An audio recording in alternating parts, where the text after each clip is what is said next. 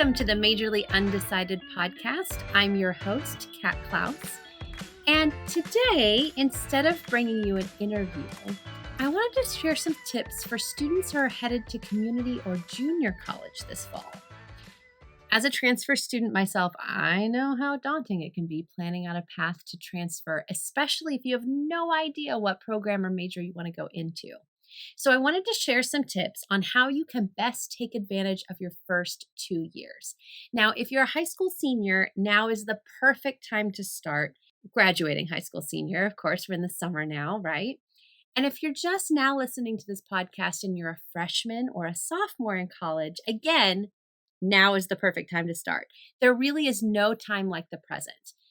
As I tell a lot of my students, you're not going to be walking down the street one day and there's not going to be this big flashing red sign with arrows that says, this is what you should do. So we need to start taking action now to make that discovery because it's going to take a little bit of work from you.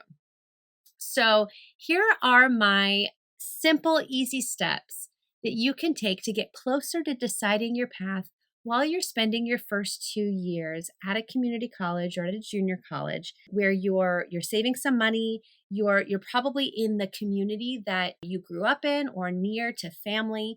And so there's a lot of connections you can take advantage of there. And so here are a few tips without much ado. The first thing that I want you to do is I want you to go to the college's website and I want you to find their career center. Now, the career centers at junior and community colleges can sometimes be even more robust than career centers at universities. And the reason is they have deep connections with the community itself. But then they also have other paths like certification paths and pathways and things like that you can explore at the college that they have a lot of knowledge about. They have career counselors there on campus, just like a four-year university, and they're very helpful. Most career centers at community colleges also have access to personality assessments and career tools to get you a little bit closer to figuring out what your skills are and what you're best at. And so you want to take full advantage of that. And although this might not be true 100% of the time, a lot of career centers are open to all students of the college as well as the community at large. So if you enroll in even one class, you can utilize the Career Center at that community college. And I'm going to talk about that in a second because there are specific classes that you can take at community colleges to get you a little bit more ahead into deciding what you want to do and what that path might look at. So the best thing to do to find the Career Center at your local college is to simply Google the name of the college and Career Center. And usually they have a pretty great website page and they have a lot of the tools and they give you instructions on how to schedule a meeting with their career department or the career counselor. And if not, they have the phone number where you can call or an email. And so I highly recommend that you take advantage of this resource because they are there to help you. They're also aware of every single program on campus. And if you're between areas, like say you're thinking that you want to go into healthcare, but you know that business is really important, they might be able to point you to some certificate programs or extra classes you can take on campus to discover more as to whether or not that's the path that you want to take. The second tip that I have for you, because a lot of times when I was going to community college, I went to Bakersfield College. I was there to get my general education requirements completed, and then I was going to transfer to a four-year university.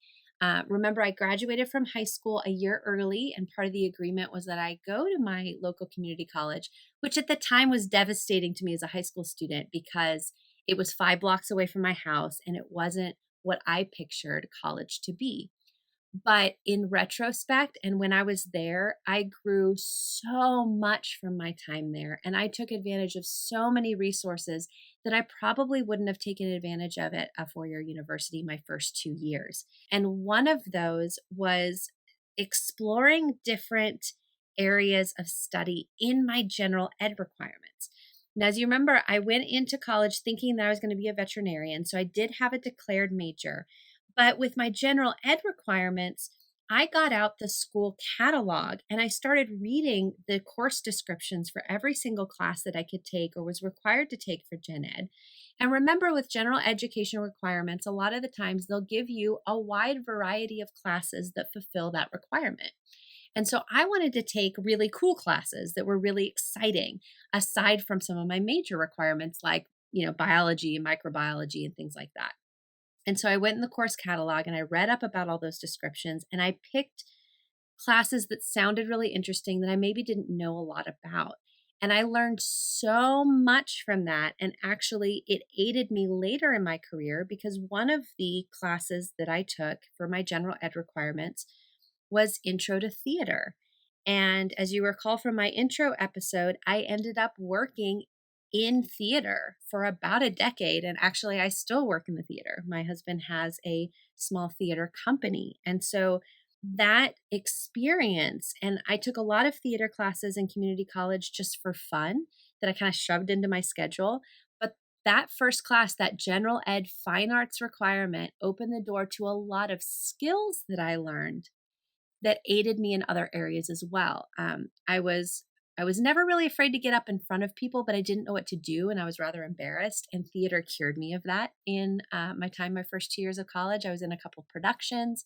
I learned more about project management through the technical theater aspect and the critical thinking required to take a character from the page and present it live in person, and understanding the motivations and the author's intent, or the writer's intent rather. And so there's a lot of skills that I gained just in that one class.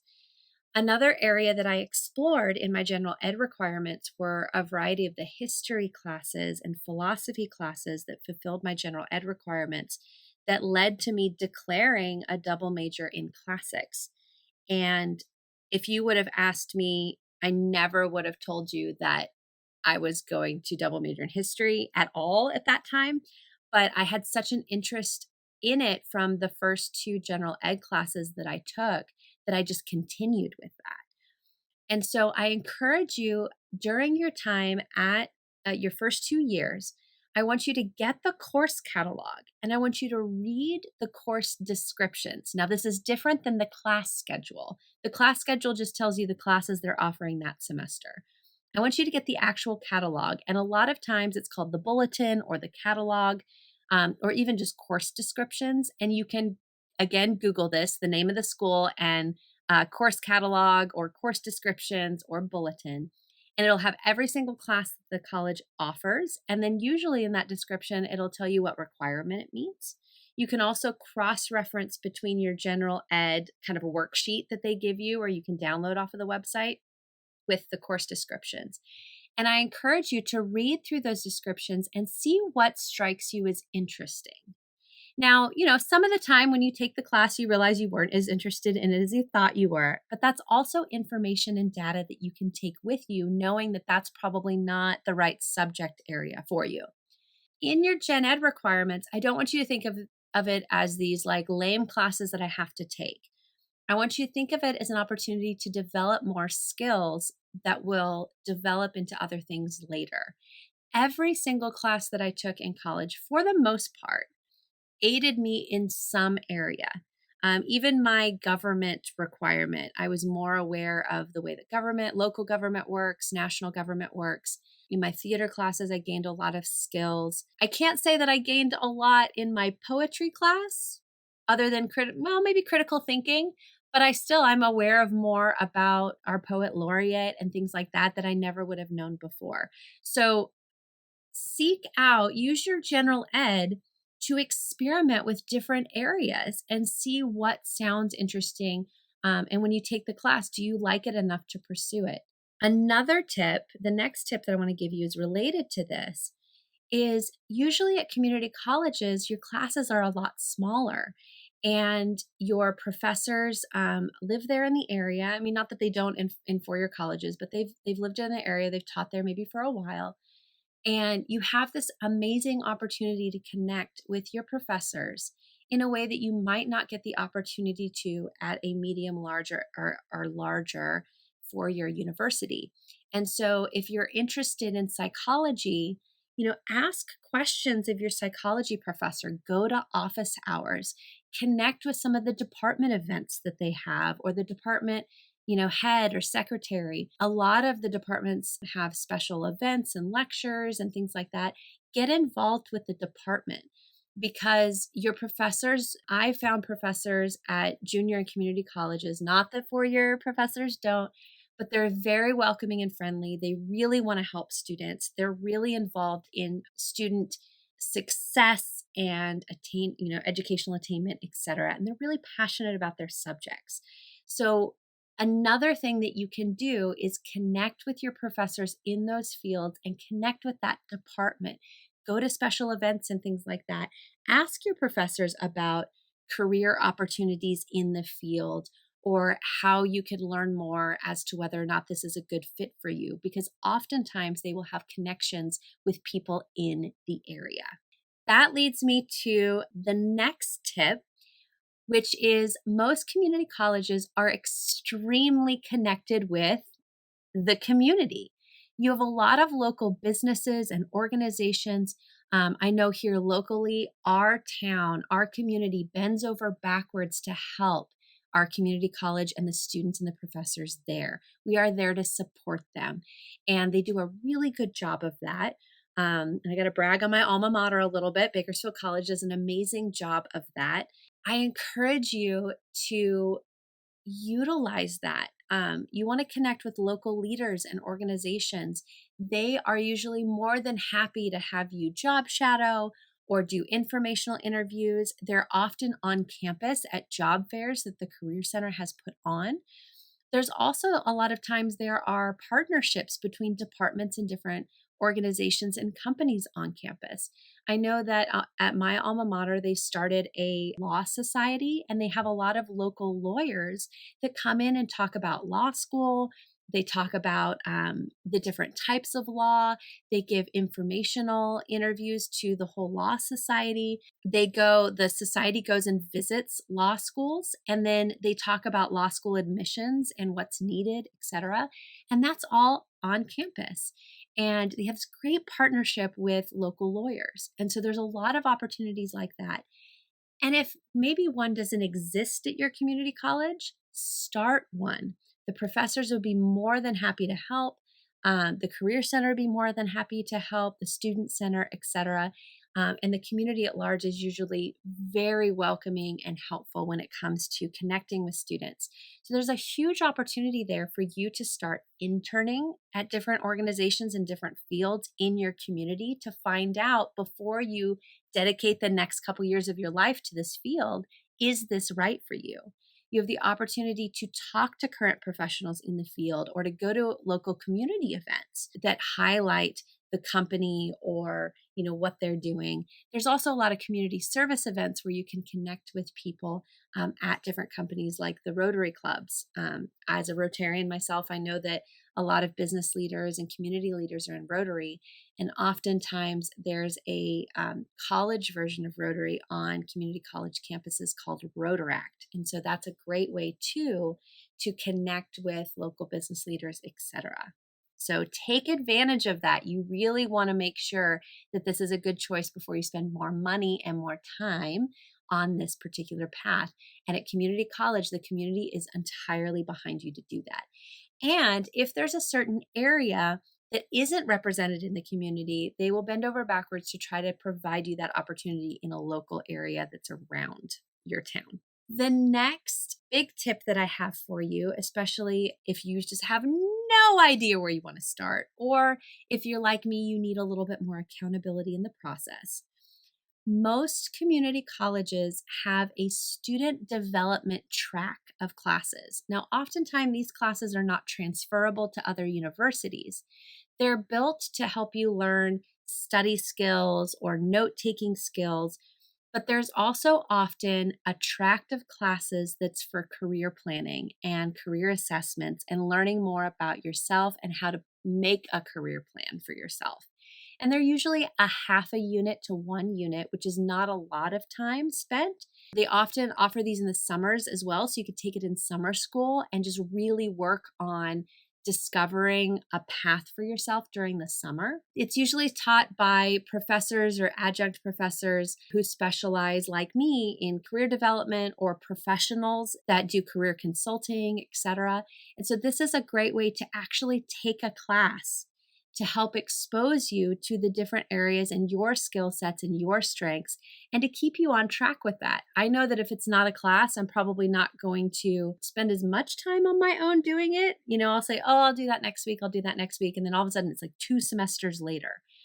So I want you to really utilize those career classes and those extra opportunities to keep you on track with your own career plan. During those classes, as I mentioned, a lot of community colleges have certificates and pathways. You'll be exposed to what the college can offer you as well. And so if you are, for example, if you're a high school senior that knows that you're going to go to your local community college next semester, the fall semester, take one of those classes the summer in between senior year and freshman year of college. It's a great use of your summer. And if you can't, maybe you can take that your first semester, or if you can't fit it in, maybe you can take it the following summer. But it's an amazing opportunity to also get to know the college and the opportunities there. Speaking of certificates, another tip that I have for you is that with a lot of the vocational programs going private, meaning, getting your automotive certification, your welding certification, vet tech, and things like that. A lot of those have gone now to private vocational schools that can be quite expensive. And I want you, if you're considering going into a hands-on vocational field where you need licensing or a certificate or training, your community college should be the first place that you go to. It is infinitely cheaper. They have a lot more connections, and they have a straight, direct pathway. It's also not a bad idea if you're considering going to vet school, for example, that you do a few vet tech classes, because you'll get a really good idea of whether or not this is the best path for you. And if you're applying to vet school, or you're applying to, some of these health programs, they want you to have experience in the field. And so for nursing, this is infinitely important. Getting your CNA is huge if you're going to be applying for nursing school, because it shows that not only you've taken this first step, but you've been working in a healthcare related field. I know for pre-med students, they're really focusing on research, but also health experience. And so getting training for EMT work just really sets you apart when you're applying. And you can do a lot of those types of programs at your local community college. It's also a great idea. It can be, if you're thinking about majoring in business, maybe, and you want to start a restaurant, the culinary program at your local community college would be a really good idea, because you can get a taste for what it requires, what it is to work in that type of environment. But it'll also help inform you on the cooks that you want, the staffing that you want. So it's getting your hands dirty a little bit in that field to learn more about that field to help you later. And so I highly recommend that you look into the certification programs and some of the job training that they have, because you might find that that's a really good fit for you. A lot of the hands-on fields, I've had a lot of students that think 100% that they have to go to college. And sometimes that's, doing a certification program at your local community college where you can start working immediately, and you're doing hands-on work, and you can immediately start working and making a really good wage, might be an amazing opportunity for you to work and go to college at the same time and get that experience to set you up for your later goals. But then also you might find that you really love the hands-on and this is the best field for you. You can save yourself a lot of money doing that too. Whew. All right.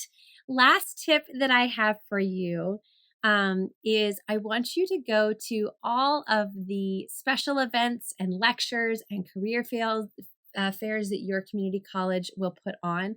They do, most schools do a really good job of this. They'll have guest speakers in, different departments will have guest lecturers in, they'll have local career fairs, they'll do anything and everything they can to give you as much exposure to being successful in the workforce, being successful in your career, and then academically successful. So I want you to go to all of those events, even if it's something, you're not really quite sure about. You might find that you really like the subject matter. When you're undecided, as I advocate for, you can't just wait for something to happen. You have to go out and seek it. I've been really surprised in some of the events that I've gone to on how interested I've been when I left. When I thought, I'm going to this lecture and I'm probably not going to like it. And then I walk in and I listen to the lecture and it's amazing. It really opens up my mind. It also might let you know the things that you are 100% not interested in, which is also good data that will save you time and money later. And so take advantage of these special events, lectures, guest speakers, anything that they have going on, and try it and see if you like it. This is the perfect time to try and see if you like it. So those are my tips for you as a fellow community college student who transferred. The last tip that I have for you, because most likely if you do want to proceed on to four-year college with a major, which is, probably why you're listening, the best advice that I have for you as you're planning out your general ed, the first year, your freshman year, if you have the opportunity to do this exploration, do it then. Because your sophomore year, you really need to start kind of picking a path and starting to do those classes, those foundation, lower division classes, to be able to transfer into the program that you want to transfer to. Because by junior year, if you're transferring, they will expect you to have decided on a path and to have taken some of those foundation classes. And so freshman year is the best time to do that. If you're a sophomore and you're undecided and you're like, oh my gosh, I didn't even start now. Start now, build out a plan for yourself, every week, start taking action. You'll be surprised at how much you learn as you start focusing on it. That's our episode for today. If you have any questions or a topic you'd like to see featured on the podcast, don't hesitate to email us at info@majorlyundecided.com. You can also follow us on Facebook, our Facebook and Instagram page, Majorly Undecided. And as always, you can find more resources, including our free quick guide to deciding your major, on our new and improved website, majorlyundecided.com. Thank you, and we'll see you on the next episode.